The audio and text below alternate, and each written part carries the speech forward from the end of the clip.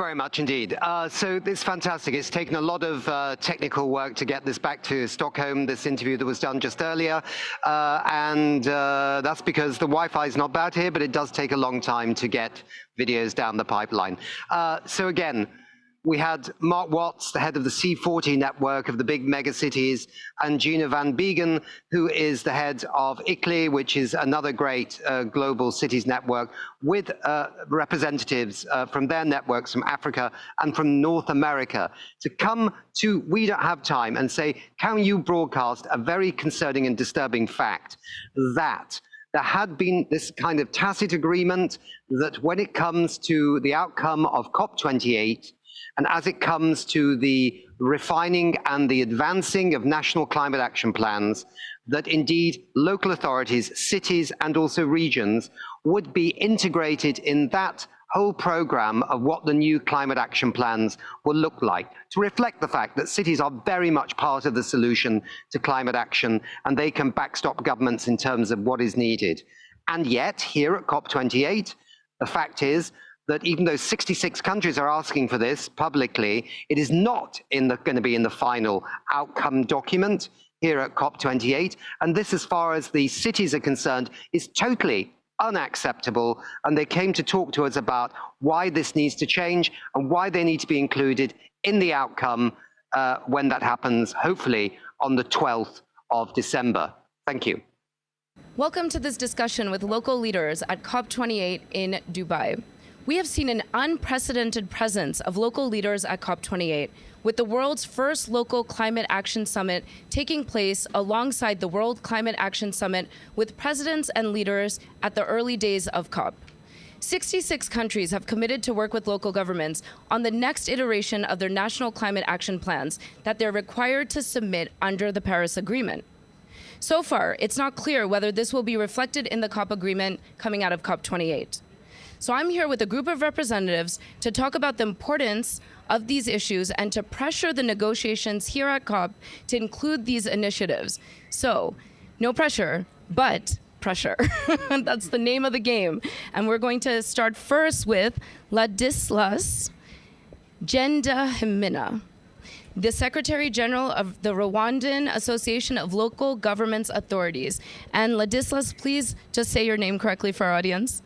I'm Ladislas Ngendahimana, as you said, and I'm the Secretary General of Rariga. Thank you. And you're calling for local leaders to be more included in the COP process, working with government. So can you tell us, please, why is this important? This is very important because, first of all, global stocktake is the thorough assessment of progress that countries have made in achieving the climate Paris Agreement climate targets. That is very important. That is national about countries and nations.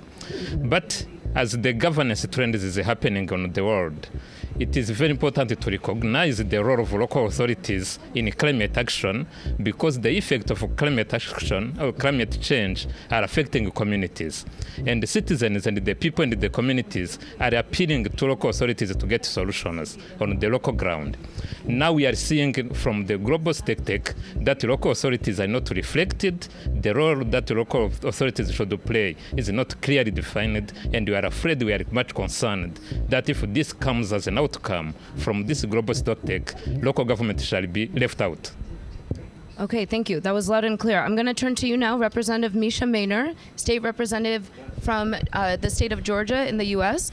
So, Representative Maynor, from your perspective, why is it important for cities, states, and national governments to work together on climate action, and what could this look like in your home state of Georgia? Well, nothing can work unless everybody is working together, first and foremost. And so in Georgia in particular, I passed something called the Fulton Technology and Energy Authority. What the Fulton Technology and Energy Authority does, we call it FTIA for short, is it's a workforce development agency, state agency. But the beautiful thing about what it can do is it helps the locals at the county and municipality level, but it has the ability to pull in resources from the federal government. I'll give you a great example. Georgia Tech is one of the institutions in my district that is doing a lot in the energy and technology space. With working with FTIA, what it can do is pull money, let's just say from the U.S. Department of Education, funds, but then also we can pull money from the Department of Energy. We can also pull funds from the Department of Labor. And this combined effort of dollars from the federal government, dollars from the state, for an output at the local level, you have a trifecta government partnership there. That's one thing that we can do. The other thing that we're doing in Georgia is Georgia's a nuclear power state. We are advocating for those resources in the state. FTIA, in my district in particular, it is the highest energy burden in the metro Atlanta area. And so there are two ways that you can decrease energy burden. One, you can increase the wages of employees, which is what FTIA can do, but you can also lower the cost of energy. And working with partners in the nuclear space, as well as just our other clean energy and other fossil fuel renewable sources, using it responsibly, that is another way that we can put all three levels of government together. Well, that's critical in this transition to clean energy, and that's really why we're all here, isn't it, ultimately? So let me turn to you, Gino Van Beegen. You're the Secretary General for ICLEI, a leading global network of more than 2,500 cities, towns, and regions. So what brings you here? Why are you present at COP28? What are you calling for as part of these negotiations? Thank you very much. Well, ICLEI, Local Governments for Sustainability, indeed is a global network working with more than 2,500 cities, towns, and regions around the world. We hold the focal point for the constituency of local and regional governments here at the UNFCCC. And so since the start of the UNFCCC agreement, as well as the Paris Agreement, we have been influencing, asking the parties of the UNFCCC and the Paris Agreement to recognize the important role of local and regional leaders domestically in their countries. I think today here at the COP we have seen, and especially at the beginning during week one, an incredible and I think unprecedented recognition of multi-level action, which is absolutely needed in order to implement the Paris Agreement. The Paris Agreement and the global stocktake, which is the first one that is being taken and where parties are negotiating on right now, clearly indicates that the NDCs, so the so-called targets, national targets of nations, are not on track to keep us on the 1.5 pathway. So including the multi-level action is absolutely essential. And so we are here for week two in particularly to ask all parties on behalf of all of the networks, on behalf of the constituency, to really include text in the global stocktake outcome text around the multi-level action need, and to build upon CHAMP, which is the initiative that was launched here to actually facilitate that multi-level action. Fantastic. Thank you. Thank you for sharing that. And so, Mark, let me come to you. You are the Executive Director of C40 Cities. Please tell our audience that might not be familiar, although that's probably very few, of C40 Cities about the network, and congratulations on being named a Time 100 climate leader as well. And tell us about how including cities in this COP process really helps raise climate ambitions, and that desperately is something that we need as a global collective. So talk to us a little bit about the role of C40 Cities in all of this. We represent just under 100 of the mega cities, the biggest cities in the world, the most influential ones, home to 600-700 million people. And I think the reason that we're really focusing our message here to the national leaders on including cities in the COP process is you just saw the really positive buzz at the start of COP this year, having those 2 days when we had local leaders, subnational leaders, governors and mayors coming together, bringing all their energy and ideas. 70% of energy is consumed in cities around the world, so you can't tackle climate change without focusing on cities. But really that fundamental question of how we get off fossil fuels, how we phase out fossil fuels, what city leaders really focused on is reducing the demand for the use of fossil fuels. So the clean air zones that get rid of gasoline and petrol in favour of electric and clean vehicles. the planting of trees that reduces the need for energy to cool our cities, or the building regulations that mean we change out our gas boilers for air source heat pumps. These are all things led at a city level. There's a ton of energy to take them forward, and if we could move beyond at the moment, only a quarter of national plans properly include city action in them, straight away we'd increase the ambition of all of those nationally determined commitments. So this CHAMP initiative, we want to see that in the text at the end of this COP. Okay, well, you answered my next question for you is what is the takeaway? What will make you feel like it's a true win? So I hear you on that, but I'm going to come back to you since you gave your answer, but I'll come back to you. I will come back to Gino first with the same question. So you're here. These are multilateral negotiations that we're taking part in, and having local leaders here might feel counterintuitive. But it's obviously not. There's obviously a reason that there are so many local leadership has shown up. So talk to our audience a little bit about why it's so critical for local leadership to show up to multilateral negotiations so that the takeaway, the outcomes from these proceedings really reflect the needs of communities on the ground around the world. So big question. I know not a lot of time to answer it, but Gino, please take 2 points on that. 2 points on that. The first one is local and regional governments are a sphere of government. It means they have a public mandate.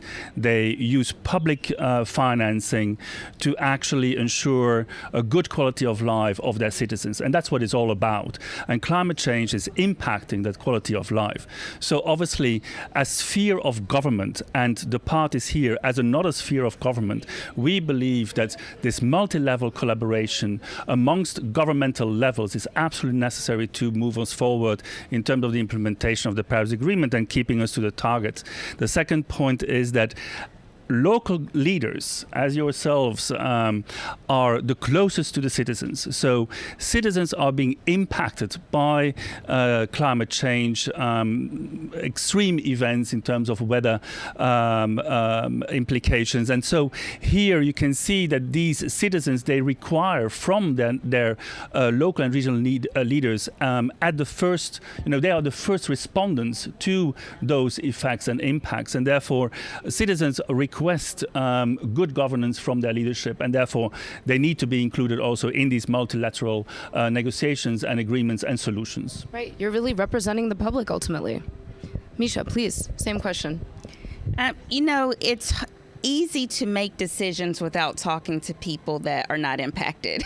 And so it is really important. I'm glad that I'm sitting next to Gino, because he also believes in the importance of getting to the root or the grassroots of who these issues are really impacting.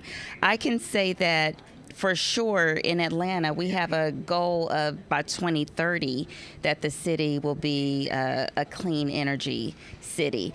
And people are voting for elected officials that have their values in mind, versus when you're looking at federal politics per se, a lot of the things that are happening at the federal level are not really impacting people's everyday lives. And so I'm happy to be a part of the conversation. I think that it's important to keep local leaders in the conversation. At the state level, we appropriate a lot of the funds for the local entities, and so it's also important to make sure that state leaders are involved in these conversations as well. Amazing, thank you. Ladislas, please. One or is not lost. At the beginning of this COP, there was a launch of the Coalition of Higher Ambition multi-level partnership. That was a starting point, and it is very important to recognize that. Second, the parties who have agreed, endorsed this CHAMP, so far we have registered 66 countries, and this is a significant number. What is much troubling for us is that this big number of parties who endorsed the CHAMP did not state clearly in the negotiations at the stocktake, the global stocktake, that multi-level action is an imperative to deliver on climate action. This is critical. Second, we are seeing that different countries have recognized local authorities as part of the government. This is very important, and that is the case in my country. But what we wish to have is that these isolated recognitions are reflected in global stocktake so that it can be endorsed and become an instrument for policy actions. That is our advocacy. The point we are raising is that we need to include the clear local authorities as a part of the global stocktake so that their action is recognized. Okay, local authorities as part of the global stocktake. We hear you. Mark, I'm going to turn to you for the final word, and then we'll have to close out this panel. But fantastic contributions from all of you, truly. Mark. Yeah, well, exactly. We really want this champ initiative, national governments working with local governments to be part of the outcome of this COP. You can see the kind of unity here across different organisations, states and cities will bring that collaboration to the table. Of course, the other thing from C40 we really want here is we want commitment from this COP to phase out oil, gas and coal. And we stand ready as non-state actors to help deliver on that. I love that we're ending on the phasing out of fossil fuels. Come on, COP28, we can do it. We've got a few days left. We will get there. And thank you to each of you for your civil service, serving the public, and your continuing climate championing. So thank you very much to each of you. Thank you. Thank you.